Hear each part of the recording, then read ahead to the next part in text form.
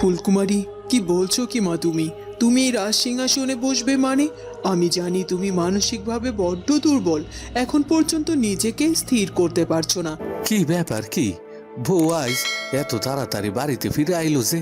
প্রতিদিনই তো বিকাল সারা বাড়িতে আহে না, আর আইলেও তো শুধু রান্না বান্না কইরা আবার চইলা যাও। তোমার সাথে তো এখন একটু গল্প করারও সময় পাই না। ফুলপরি, রাজকুমার প্রতাপ, তোমরা দুজনে সুখী হও। আমি ভীষণ খুশি হয়েছি যে তোমরা দুজনে এভাবে এক হতে পেরেছো। সত্যি ফুলকুমারী, আমি আজ তোমার উপর ভীষণ খুশি হয়েছি। তুমি এত সুন্দরভাবে নিপুণ হাতে রাজ্যের দায়িত্ব সামলে নিতে পেরেছো। আমি তো ভেবেছিলাম তুমি হয়তো পারবে না। না না না না, এটা কিছুতেই হতে পারে না। এভাবে আমার স্বপ্ন ভেঙে চুরমার হয়ে যেতে পারে না। সবকিছু গুছিয়ে ফেলেছিলাম, আর সামান্য কিছুটা সময় বাকি ছিল। রাত অনেক গভীর হয়ে যায়। ওদিকে ফুলপরি না ঘুমিয়ে বারান্দায় দাঁড়িয়ে দাঁড়িয়ে কিছু একটা ভাবছে। তখনই সেখানে রাজকুমার প্রতাপ এসে হাজির হয়।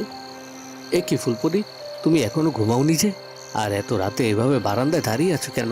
কি হয়েছে কি তোমার? তোমার কি কোনো কারণে মন খারাপ? পরিরাজ্যের কথা কি তোমার মনে পড়ছে? মাত্র তো কিছুদিন আগে পরিরাজ্য থেকে এলাম, এখন তো পরিরাজ্যের কথা মনে পড়ার কথাই নয়। তাহলে এখানে এভাবে না ঘুমিয়ে মন খারাপ করে দাঁড়িয়ে আছো কেন? তোমার কি শরীর খারাপ লাগছে? ফুলপরি, আমাকে বলো, কি হয়েছে কি তোমার? তোমার মনটা এরকম খারাপ দেখলে আমার মোটেও ভালো লাগে না। আসলে রাজকুমার, আমার ফুলকুমারীর জন্য মনটার ভেতর ভীষণ খারাপ লাগছে। সেদিন সাধু বাবা যা যা বলে গেল তাতে করে ফুলকুমারী তো ভীষণ কষ্টে আছে। জানি না সে নিজের স্বামীকে হারিয়ে কি করে দিন পার করছে। ফুলকুমারী তো রাজকুমার চন্দ্রকুমারকে ভীষণ ভালোবাসতো, আর এত তাড়াতাড়ি কিনা সে তার ভালোবাসার মানুষ চন্দ্রকুমারকে হারিয়ে ফেললো। হ্যাঁ, রাজকুমার চন্দ্রকুমার তো আমার প্রাণপ্রিয় বন্ধু ছিল। আমার রাজকুমার চন্দ্রকুমারের জন্য ভীষণ কষ্ট হচ্ছে। ফুলপরি, তুমি যদি চাও তাহলে একবার রূপনগর রাজ্যে গিয়ে ফুলকুমারের সাথে দেখা করে আসতে পারো। আমি তো এখন যেতে পারবো না, রাজ্যের অনেক কাজ রয়েছে, আর তাই তোমার যাওয়ার আমি সব ব্যবস্থা করে দিতে পারি। সত্যি বলছো তুমি? তোমার কাছে এই কথাটা বলতে সাহস পাচ্ছিলাম না, তুমি নিজে থেকে বলেছো। ভালোই হলো, তাহলে আর দেরি করব না। আগামীকালই তুমি রূপনগর রাজ্যে যাওয়ার ব্যবস্থা করে দাও। আমি কি একটু ফুলকুমারীর সাথে দেখা করে আসতে চাই। ঠিক আছে, চলো এখন ঘুমিয়ে পড়ো। কাল সকাল সকালেই আমি তোমার যাওয়ার ব্যবস্থা করে দেব। অনেক দূরের পথ, যেতে যেতে তোমার বেশ খানিকটা সময় লাগবে, দুপুর পেরিয়ে যাবে। তাই কাল সকালে যত তাড়াতাড়ি সম্ভব রওনা দেবে, ততই ভালো হবে। খুব তাড়াতাড়ি ফিরে এসো, কিন্তু খুব বেশি দিন থেকো না, কারণ তোমাকে ছাড়া যে আমার থাকতে ভীষণ কষ্ট হবে। ঠিক আছে রাজকুমার প্রতাপ, তাই হবে। ওদিকে ফুলকুমারীও না ঘুমিয়ে সারাটা রাত জেগে থাকে, আর বারান্দায় দাঁড়িয়ে চাঁদের আলো দেখতে থাকে। আজকের রাতটা কত সুন্দর, আকাশে চাঁদ উঠেছে, পূর্ণিমার আলো চারিদিকে ঝলমল করছে, আর এত সুন্দর দৃশ্য। অথচ আমি একা একা এখানে দাঁড়িয়ে আছি, তুমি আমার পাশে নেই রাজকুমার। অথচ এই তো কিছুদিন আগে আমি আর তুমি দুজনে ঠিক এক জায়গায় দাঁড়িয়ে, এই জায়গায় একসাথে চাঁদের যোজনা উপভোগ করেছিলাম। সারাটা রাত ধরে দুজন কত গল্প করেছিলাম। এখনো মনে হলে মনটা আমার জুড়িয়ে যায়। আমরা দুজন কত সুন্দরভাবে দিন কাটিয়েছি, রাত কাটিয়েছি, কিন্তু এখন তুমি আমার পাশে নেই। অথচ সেই জায়গা, সেই চাঁদ, সেই চাঁদের আলো, সেই আমি, সব কিছু একই রয়ে গেছে, কিন্তু তুমি নেই। এত কিছু থাকার পরও যে তোমার শূন্যতা আমি ভীষণভাবে অনুভব করছি রাজকুমার চন্দ্রকুমার। মনে হচ্ছে তোমার কাছে আমি ছুটে চলে যাই, কিন্তু আমি তো জানি না তুমি কোথায় আছো। আমি সত্যি যদি জানতাম তুমি কোথায় আছো, তাহলে আর এক মুহূর্ত দেরি করতাম না, আমি 7 সমুদ্র 13 নদী পার করে হলেও তোমার কাছে চলে যেতাম। আমি জানি না আমার রাজকুমার চন্দ্রকুমার আমার উপর কোনো অভিমান করেছে কিনা। কেন সে আমার কাছে ফিরে আসছে না? কেন কেন সে আমার কাছে ফিরে আসছে না? হে বিধাতা, তুমি আমার রাজকুমার চন্দ্রকুমারকে আমার কাছে ফিরিয়ে দাও। আমি যদি জীবনে কখনো কোনো পুণ্য করে থাকি, সেই পুণ্যের বিনিময়ে হলো আমি আমার রাজকুমারকে কাছে চাই। আমি যে আর একা একা বাঁচতে পারছি না। এভাবে আর কত দিন কত রাত আমি জেগে জেগে কাটাবো। রাজকুমার চন্দ্রকুমার, তুমি যেখানেই থাকো না কেন, আমি জানি আমার কাছে ফিরে তুমি আসবে। সবাই বলে তুমি নাকি মরে গেছো, কিন্তু আমি তো জানি, আমার মন তো বলছে যে না, আমার রাজকুমার চন্দ্রকুমার এভাবে মরে যেতে পারে না, ও ঠিক বেঁচে আছে। আমার মনের বিশ্বাস তুমি সত্যি বেঁচে আছো আর আমার কাছে অবশ্যই ফিরে আসবে। আর সেই দিনটার জন্যই তো আমি অপেক্ষা করে আছি। ফিরে এসো, ফিরে এসো রাজকুমার, ফিরে এসো তোমার ফুলকুমারীর কাছে।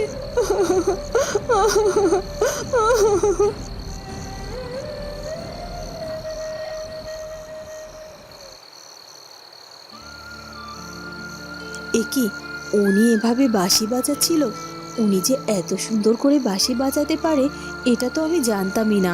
আমি তো কোনোভাবে ভাবতেই পারিনি উনি কিনা এমন সুন্দর করে বাঁশি বাজাতে পারে। কতটা দিন হলো উনি এখানে এসেছে, কিন্তু কই কখনো তো উনি কোনো সময় বাঁশি বাজায়নি। তাহলে আজ আজ হঠাৎ করে উনি এভাবে বাঁশি বাজাচ্ছে কেন? যাই হোক, যে কারণে উনি বাঁশি বাজাক না কেন, তার বাঁশির সুরটা না ভীষণ ভালো লেগেছে। মনে হচ্ছে এই বাঁশির সুর শুনে যেন রাত পার করে দেওয়া যায়। যাই, আমি বরং ওনাকে আর বিরক্ত করব না। উনি যেমন মনের সুখে বাঁশি বাজাচ্ছে বাজাক না, আমি বরং তার পাশে দাঁড়িয়ে দাঁড়িয়ে এই বাঁশির সুর শুনতে থাকি। সোনালি চুপি চুপি সেই বাঁশির সুর শুনতে থাকে, আর ছেলেটিও বুঝতে পারে না যে তার পাশে কেউ একজন দাঁড়িয়ে আছে। সে মনের সুখে বাঁশি বাজিয়ে যেতে থাকে। এরপর কেটে যায় বেশ খানিকটা সময়। সকাল হয়ে যায়।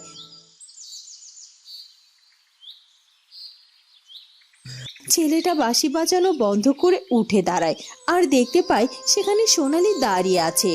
সকাল হয়ে গেছে কখন, আর আমি কখন এসেছি এটা কি করে বুঝবেন বলুন তো? আপনি তো মনের আনন্দে বাঁশি বাজাচ্ছিলেন। আচ্ছা, আপনি এতদিন আমাদের এখানে এসেছেন, কখনো তো আপনাকে বাঁশি বাজাতে দেখিনি। তা হঠাৎ করে কাল রাতে এইভাবে বাঁশি বাজালেন যে?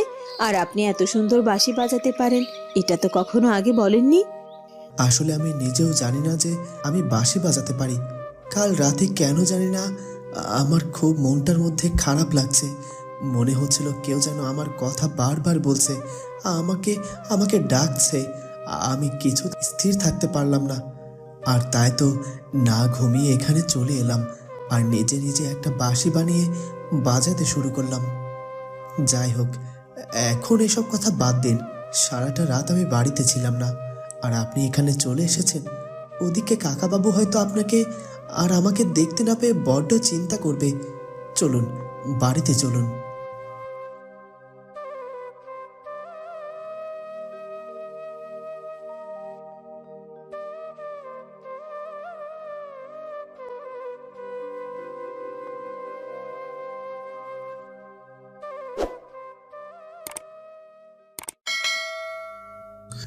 আজকে আমাকে যা করার এখন থেকে শুরু করতে হবে।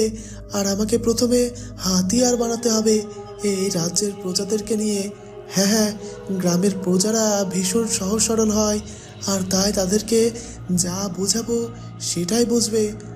আর তাদেরকে গিয়ে আমাকে এটা বোঝাতে হবে যেন তারা ওই ফুলকুমারীকে রাজ সিংহাসনে মেনে না নেয়। ওরা যেন নিজেই ফুলকুমারীকে সিংহাসন থেকে নামিয়ে দেয়। আমার মনে হচ্ছে আমার এই পরিকল্পনা এবার 100তে 100 কাজ করবে। না না, আর দেরি করব না, আমাকে এক্ষুনি বেরিয়ে পড়তে হবে। কি বলছেন কি? আমাদের নতুন রানীমা আমাদের রাজ্যকে সঠিকভাবে পরিচালনা করতে পারছে না, তাকে তাকে সরিয়ে পুরুষ কোনো লোককে রাজ সিংহাসনে বসাতে হবে? হ্যাঁ, আপনারা ঠিকই ধরেছেন। আসলে আমি বোঝাতে চাইছি যে একজন নারী কি করে একটা রাজ্যের সমস্ত ভার সামলাতে পারে। তারপর তার বয়স অল্প, রাজনীতি তার সেরকমভাবে জানাও নেই।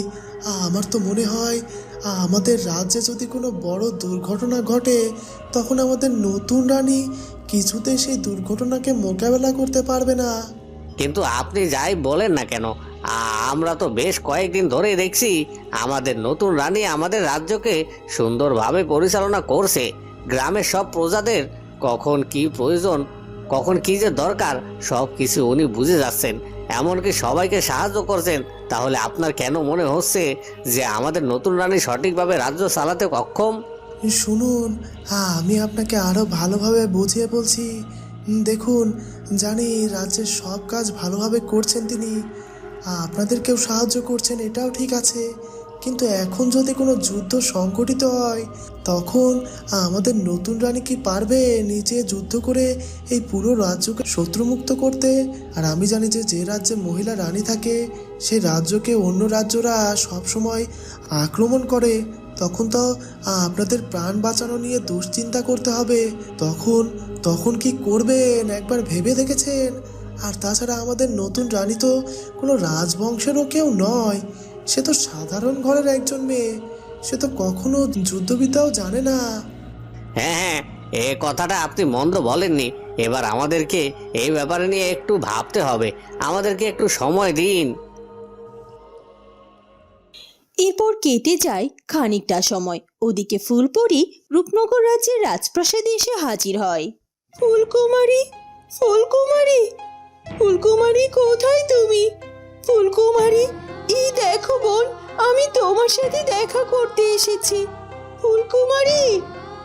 ফুলপরির কথা শুনে রানীমা এগিয়ে আসে।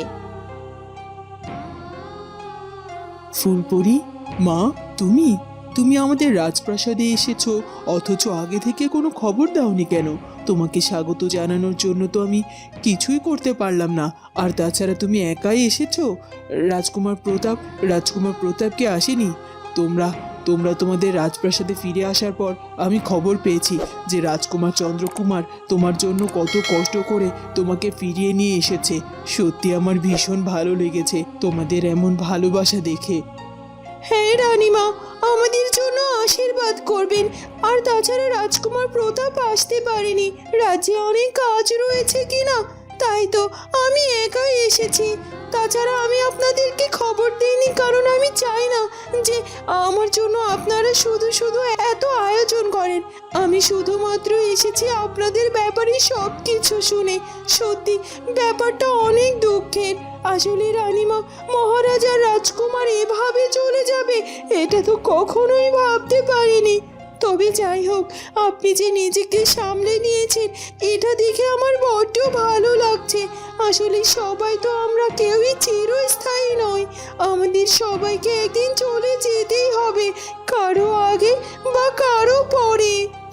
হ্যাঁ ফুলপরি, এটা আমি বুঝেছি, কিন্তু এটা যে ফুলকুমারী কিছুতেই বুঝতে চাইছে না। সে এখনো আমার রাজকুমার চন্দ্রকুমারের জন্য পথ চেয়ে বসে থাকে।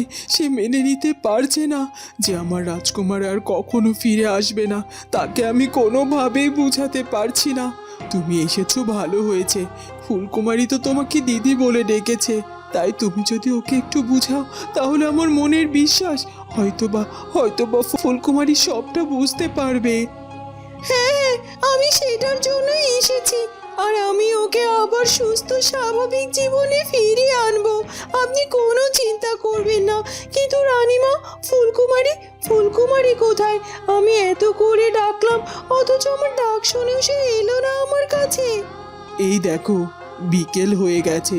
সে হয়তোবা আমার রাজকুমারের জন্য অপেক্ষা করতে চলেও গিয়েছে, আজ কাউকে বলেও গেল না। ওদিকে ফুলকুমারী প্রতিদিনের মতো সেদিনও রাজকুমার প্রতাপের জন্য নদীর পাড়ে অপেক্ষা করতে থাকে। আর ফুলপরি নিজে গিয়ে তার কাছে হাজির হয়। ফুলকুমারী বোন, তুমি এখানে কি করছো? ফুলপরিকে দেখে ফুলকুমারী ভীষণ অবাক হয়। এ কি দিদি, তুমি এখানে? সাধু বাবা তো বলেছিল তুমি নাকি পরিরাজ্যে চলে গিয়েছো, আর যাওয়ার সময় তুমি আমার সাথে একটু দেখা করেও যাওনি। তুমি কবে ফিরে এসেছো দিদি? এ কি ফুলকুমারী, আমি কবে ফিরে এসেছি বা কিভাবে ফিরে এসেছি, কেই বা আমাকে ফিরিয়ে আনলো, এসব ব্যাপারে রানীমা তো সবই জানে, কিন্তু তুমি কি এখনো কিছু জানো না? আসলে দিদি সবসময় রাজ্যের কাজ নিয়ে এত বেশি ব্যস্ত থাকি, আর তাছাড়া রাজকুমারীর ফিরে আসার জন্য রোজ এখানে এসে অপেক্ষা করতে হয়। তাই তো মায়ের কাছ থেকে এই ব্যাপারে কিছুই শোনার সুযোগ হয়ে ওঠেনি। তবে মা অবশ্য আমাকে বলতে চেয়েছিল, কিন্তু আমি কাজে ডুবে গিয়েছিলাম তখনই।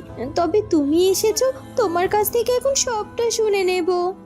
শুনে নেবে, কিন্তু তোমার জীবনেও যেটা ঘটে গেছে সে ব্যাপারেও আমি সব কিছু জানতে পেরেছি ফুলকুমারী। কিন্তু তুমি কেন এমন পাগলামি করছো? যে চলে যায় সে যে আর কখনো ফিরে আসে না। মানুষ যদি মরে যায় তার কি আর ফিরিয়ে আনা সম্ভব? তারপরও কেন তুমি মিথ্যে আশায় রাজকুমার চন্দ্রকুমারের জন্য অপেক্ষা করছো বলো তো? সে আর ফিরবে না ফুলকুমারী, ফিরবে না। না না দিদি, এ কথা বলো না। আমার রাজকুমার ঠিক ফিরে আসবে। আচ্ছা দিদি, তুমি তো একজন পরী, তোমার তো অনেক ক্ষমতা, অনেক শক্তি, তুমি তো চাইলে অনেক কিছু জানতে পারো। তুমি একটু দেখো না আমার রাজকুমার কবে ফিরে আসবে আমার কাছে। বন্ধুরা, কি হতে চলেছে এরপর সেটা জানবো আমরা ফুলকুমারী গল্পের পরবর্তী পর্বে। আর আমাদের আজকের পর্বটি ভালো লাগলে অবশ্যই আমাদের চ্যানেলটিকে সাবস্ক্রাইব করে দিও। দেখা হবে নতুন পর্বে। ধন্যবাদ।